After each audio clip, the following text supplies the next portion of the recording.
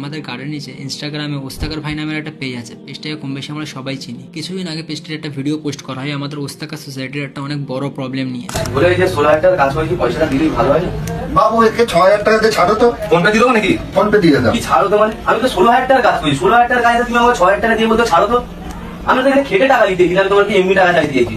দেখো, সব ওস্তাকার হয়তো এই ভুলটা করে না, বাট অনেক এরকম ওস্তাকার আছে যারা এই ভুলটা করে থাকে। দর্জি যখন কাম সেলাই করে আনে, সেই সপ্তাহে যদি ওস্তাকারের বায়ার খারাপ যায় তো ওস্তাকার দর্জিকে বলে এই সপ্তাহে টাকা ফাঁকা হবে না, বায়ের হাটের অবস্থা বহুত খারাপ, আগের সপ্তাহে দেখা যায়। এই জিনিসটা সম্পূর্ণভাবে কোরআন হাদিসের বিরুদ্ধে।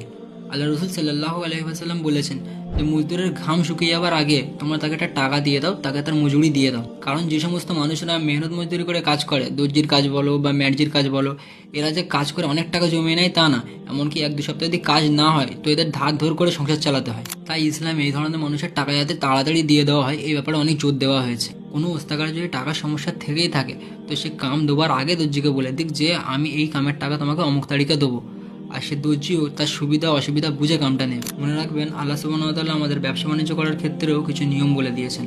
যে নিয়মগুলো যদি আমরা মেনে চলি তো আমরা দুনিয়াতেও সাকসেসফুল হব আর আমরা আখিরাতেও সাকসেসফুল হব।